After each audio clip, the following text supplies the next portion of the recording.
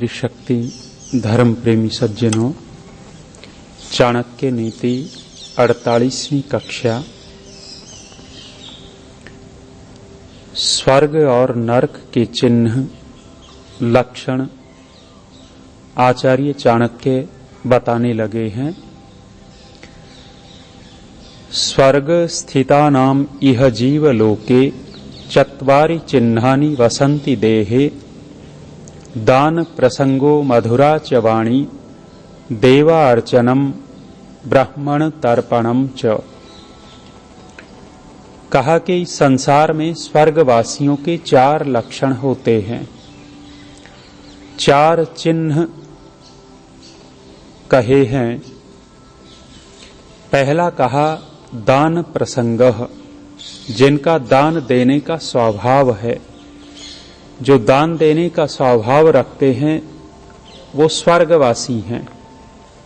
दान वही दे सकता है जिसके मन में पवित्रता होती है, जिसके मन में सात्विक भाव होते हैं, वही व्यक्ति दान दे सकता है। जिसका मन लोकोपकार में लगा हुआ है, श्रेष्ठ भावना में लगा हुआ है, वही व्यक्ति दान दे सकता है। अन्यथा दान देना बहुत कठिन कर्म है। संसार में बहुत सारे लोग बहुत धनी हैं लेकिन दान नहीं देते। मेवाड़ के क्षेत्र में जब जाते हैं तो आज भी मेवाड़ी लोग ये कहते हैं कि जब राणा प्रताप मायूस और निराश थे, राज्य संपन्नता कम हो गई थी, धन नहीं था, सेना बिखर गई थी, उस समय कहते हैं भामाशा से अधिक धनी बहुत सारे लोग थे, जिनके पास भामाशा से कई कई गुना धन था, लेकिन हृदय नहीं था, भावना नहीं थी, दान की प्रवृत्ति नहीं थी, सात्विक भाव नहीं थे। ये सात्विक भाव भामाशा के अंदर थे और भामाशा दान दे करके आज तक जीवित है। आज तक उसकी यश कीर्ति फैली हुई है। आज तक भामाशा का यश गुण गान होता है। दान देने का जिसका स्वभाव है वो समझिए स्वर्ग में है। अन्यथा कंजूस लोग तो बहुत बहुत मिलते हैं जो अपने स्वार्थ के लिए धन इकट्ठा कर लेते हैं। तो स्वर्ग में रहने वालों का पहला लक्षण लिखा है जिसका दान देने का स्वभाव है। दूसरा कहा मधुरा च वाणी, और स्वर्गवासी मधुर बोलते हैं, मीठा बोलते हैं, प्रिय बोलते हैं, एक दूसरे को आनंदित करने के लिए बोलते हैं, न कि दुखी करने के लिए। यदि घर परिवार में अथवा संस्था में, समाज में कोई व्यक्ति मधुर बोलता है, मधुर बोलने वाले व्यक्ति से प्रभावित होते हैं और दूसरे लोग जुड़ते चले जाते हैं। और जिनकी वाणी में मधुरता नहीं होती उनसे लोग जुड़ते नहीं हैं। वेद में कहा है जिसकी जिह्वा के अगले भाग में मधु है अर्थात मिठास है, और जिह्वा के मूल में, जिह्वा का मूल अर्थात हृदय में मिठास है, ऐसे लोग स्वर्गवासी होते हैं। अर्थात सुख विशेष भोगने वाले होते हैं। वे लोग दूसरों को सदैव प्रसन्न करने वाले होते हैं। तीसरा कहा है देवों का जहां सत्कार होता है, देवार्चनम। देवार्चनम अर्थात यदि देवों की परिगणना करें, जब महर्षि याज्ञवल्क्य जनक की सभा में एक एक का उत्तर देते जा रहे थे और सब के सब विद्वान प्रश्न करते हैं और प्रश्न करते करते चुप हो जाते हैं, एक तरफ जाकर के बैठ जाते हैं। जब याज्ञवल्क्य जी ने जनक की गायों को अपने ब्रह्मचारी को हाँकने के लिए कह दिया था कि भाई इनको हाँक करके गुरुकुल में ले जाओ।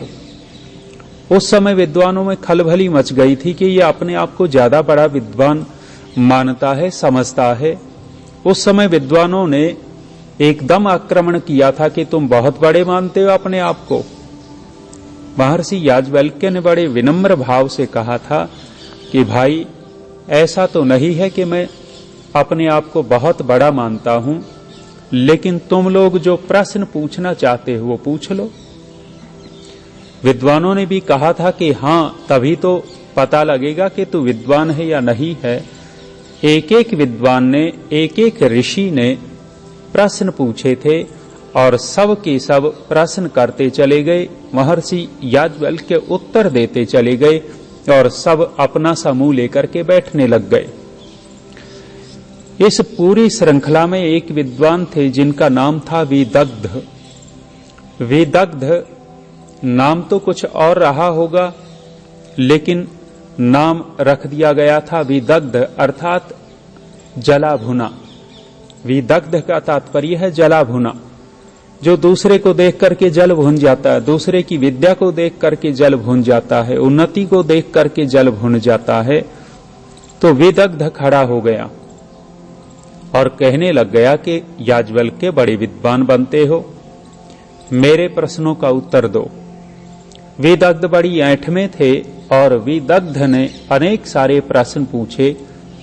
उन अनेक सारे प्रश्नों में लगने का तो लगता है कि एक ही प्रश्न था। विदग्ध पूछता है, याज्ञवल्क्य देवता कितने? महर्षि याज्ञवल्क्य ने उत्तर दे दिया 300। आरंभ में बहुत सारे देवता कहे। फिर विदग्ध पूछता है देवता कितने? फिर ऋषि याज्ञवल्क्य ने उत्तर दिया घटा करके। फिर विदग्ध पूछता है देवता कितने? महर्षि याज्ञवल्क्य कहते हैं 33। फिर विदग्ध ने कहा कि देवता कितने? महर्षि याज्ञवल्क्य ने कहा कि 3। पुनः विदग्ध ने पूछ लिया कि देवता कितने? अंत में महर्षि याज्ञवल्क्य कहते हैं देवता 1। और वहां फिर अलग अलग व्याख्या की गई है कि बहुत सारे जो कहे थे 33 वो किस लिए कहे थे, 300 किस लिए कहे थे, 3 किस लिए कहे थे। तो देवताओं के विषय में पौराणिकों की जो मान्यता है वो पौराणिकों की मान्यता कपोल कल्पित है और झूठ पर आधारित है, मिथ्या उन्होंने परिकल्पना कर ली। वह निश्चित रूप से महर्षि याज्ञवल्क्य ने कहा है कि 33 कोटि देवता हैं और 33 कोटि का अर्थ पौराणिक लोग बंधुओं ने करोड़ निकाल लिया। 33 करोड़। किसी समय हमारे भारत देश की जनसंख्या भी 33 करोड़ नहीं थी, कम थी। जब भारत स्वतंत्र हुआ उस समय भी बहुत कम थी, लगभग 45 या 50 करोड़ के आसपास रही होगी। जो आज इतनी जनसंख्या है उस समय कम थी और पहले तो और कम थी। और इन्होंने 33 करोड़ देवता घड़ रखे हैं। तो जो ये कहता हो कि 33 करोड़ देवता हैं, उस व्यक्ति से नाम पूछ लिया जाए। एक आर्य समाजी बहन जी से पंडित जी कहने लग गए कि बहन जी सारे के सारे काम बन जाएंगे, एक एक देवता के लिए 1-1 रुपया चढ़ा दो। एक एक देवता के लिए 1-1 रुपया चढ़ाया जाएगा तो कितने रुपए हो जाएंगे? 33 करोड़ रुपए हो गए। माने कितना छल था। और पहले ही बता दिया कि 33 करोड़ देवता हैं, 1-1 रुपया तो लगेगा एक एक देवता के लिए। आर्य समाजी बहन ने कहा था कि पंडित जी तुम नाम गिनाते चले जाओ, मैं रुपया चढ़ाती चली जाऊंगी। अब पंडित जी कितने नाम गिना सकता है? उनको स्वयं को ही नहीं पता कि क्या ये प्रसंग था, किस प्रसंग में ऋषि याज्ञवल्क्य ने कहा है। और वहां पूरी व्याख्या लिखी हुई है 33 करोड़ देवता क्यों कहा है। शतपथ ब्राह्मण में 33 कोटि वो जो शब्द है उसका व्याख्या की है। 33 करोड़ इन पाखंडी लोगों ने मूर्खता से अर्थ निकाला।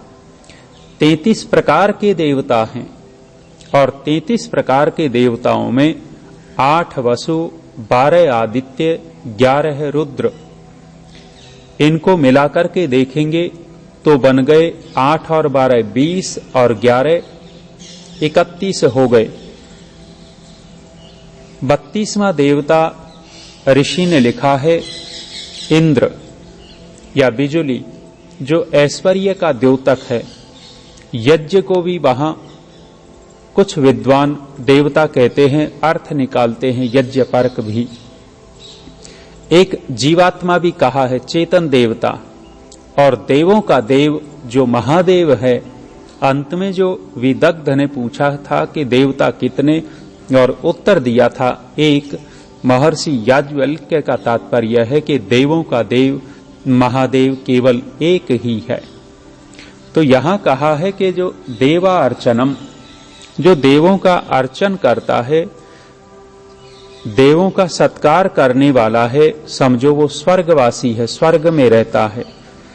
ऋषि दयानंद जी ने चेतन देवता और जड़ देवताओं को अलग अलग किया है। चेतन देवता मातृ देवो भव, पितृ देवो भव, आचार्य देवो भव, अतिथि देवो भव, पति देवो भव, पत्नी देवो भव, ये चेतन देवता गिनाए हैं। और जो इन चेतन देवताओं का आदर सत्कार करता है, समझो वो स्वर्ग में रहने वाला है। अंतिम स्वर्ग की निशानी यहां कही है ब्राह्मण तर्पणम च। ब्राह्मण तर्पण का तात्पर्य है जो वेद के विद्वान हैं, ब्रह्म को जानने वाले हैं, उनको जो तृप्त करता है, समझो वो स्वर्गवासी है, स्वर्ग में रहने वाला है, विशेष सुख उसी के पास है। तो ये 4 चिन्ह स्वर्ग में रहने वालों के आचार्य चाणक्य ने कहे हैं। स्वर्गवासी का तात्पर्य मरा हुआ नहीं। एक बहुत गलत परंपरा अपने यहां चला रखी है, और जब आर्य समाजी भी ये लिखते हैं कि हमारे पिताजी स्वर्गवासी हो गए, माने मर गए तो स्वर्गवासी हो गए, उन्होंने भी कहीं न कहीं अज्ञानता से सोच रखा है कि स्वर्ग कहीं और होगा, और नहीं, स्वर्ग तो यही है। और ये 4 चिन्ह स्वर्ग के महर्षि ये आचार्य चाणक्य ने यहां कहे हैं। आगे नरक के लक्षण लिख रहे हैं कि नरक के चिन्ह कौन से हैं। लिखा अत्यंत कोपः कटुका च वाणी, दरिद्रता च स्वजनेषु वैरम, नीच प्रसंगः कुलहीन सेवा, चिन्हानि देहे नरक स्थिता नाम। 6 चिन्ह यहां नरकवासियों के गिनाए हैं, नरक के लक्षण गिनाए हैं। पहला कहा है अत्यंत क्रोध। अत्यंत क्रोधी स्वभाव जहां हो, समझो कि वहां नरक का वास है। और जो क्रोध में रहते हों, सारे के सारे आपस में लड़ते झगड़ते रहते हों, समझो कि सब के सब नरकवासी हैं। क्रोध विनाश ही तो करता है, सृजन नहीं करता है, निर्माण नहीं करता है। यदि बुद्धिपूर्वक क्रोध किया गया है तो वो क्रोध सृजन करेगा, निर्माण करेगा, और मूर्खतापूर्ण किया गया क्रोध निश्चित रूप से विनाश करता है। क्रोध करना भी है और क्रोध नहीं करना है। यदि हम देखेंगे विद्यापूर्वक, समझपूर्वक क्रोध करते हैं तो वो करने की बात है, करना चाहिए। जो दुष्ट हैं, दुष्टों के ऊपर बिना क्रोध किए वो दुष्ट काबू में नहीं हो सकते। इसलिए समझपूर्वक उनके लिए क्रोध करना ही पड़ेगा, करना चाहिए।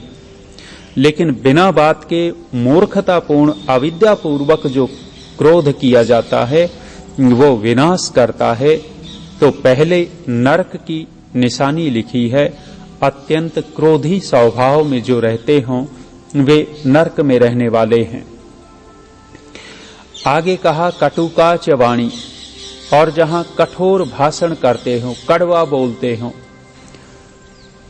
झगड़ा तो नहीं करते, लेकिन जब बोलेंगे तब ऐसा कड़वा बोलेंगे कि व्यक्ति के हृदय को छेद देगी बात।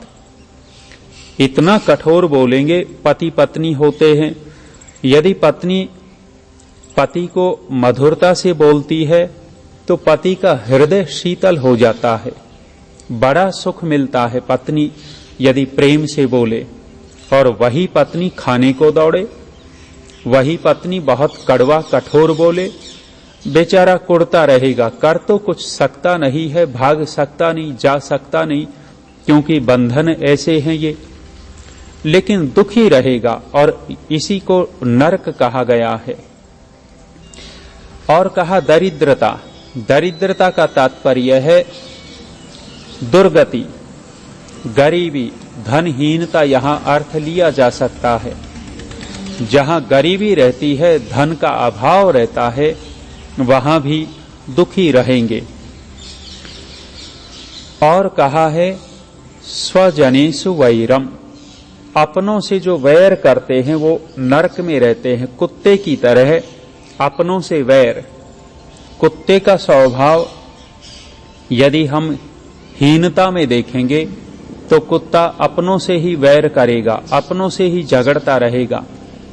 दो कुत्ते हों, भले ही साथ साथ रहते हों, लेकिन वहां रोटी का टुकड़ा डाला जाए तो दोनों गुर्राएंगे एक दूसरे को देख करके, एक दूसरे को खाने नहीं देंगे, तो आपस में ही वो वैर करते हैं।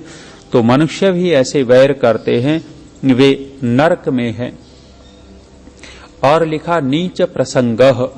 नीच प्रसंगः अर्थात हीन लोगों का संग, नीचों का संग, दुष्टों का संग, दुर्जनों का संग करना, ये नरक की निशानी है। पांचवी, जब गलत लोगों के साथ रहेगा तो जीवन बिगड़ेगा ही बिगड़ेगा, हीनता की तरफ जाएगा, दुर्जनता की तरफ जाएगा, विचार भी दूषित होते चले जाएंगे, व्यवहार दूषित होगा, खान पान दूषित होता चला जाएगा। और ये सारे की सारी चीजें नरक की ओर व्यक्ति के जीवन को धकेलती हैं। अंतिम लिखा है कुलहीन सेवा। कुलहीन सेवा का तात्पर्य है जो निम्न कुल हैं उनकी सेवा करनी पड़ती है, जो गलत कार्य करते हैं उनकी सेवा करनी पड़ती है। ये जो नेता वेता बने बैठे हैं और लगता है कि बहुत बड़े आदमी हैं, लेकिन यदि ये गंदे काम कर रहे हैं, इन्हीं के बूचड़ खाने चलते हैं नेताओं के, इन्हीं की नकली दवाइयों की फैक्ट्रियां चलती हैं, जो अधर्मी नेता हैं इनके सारे काले धंधे चलते हैं। और ऐसे लोगों की सेवा करनी पड़े तो समझें कि नरक में ही हैं। जो अच्छे हैं वो अच्छे हैं, लेकिन जो गलत हैं, जो पीछे होता रहा। गाजियाबाद में एक बहुत बड़ा हत्था खुलना था, कपिल सिब्बल की पत्नी खुलवा रही थी। इनके बड़े बड़े हाथ हैं गाय कटवाने में। ऐसे ऐसे नेताओं के बहुत सारे सहयोग रहते हैं, तो ऐसों की सेवा करनी पड़े तो कहा है कि समझो कि नरक में है। नरक की ये निशानियां दी हैं। आगे और चर्चा करेंगे। आज इतना ही। ओम शांति।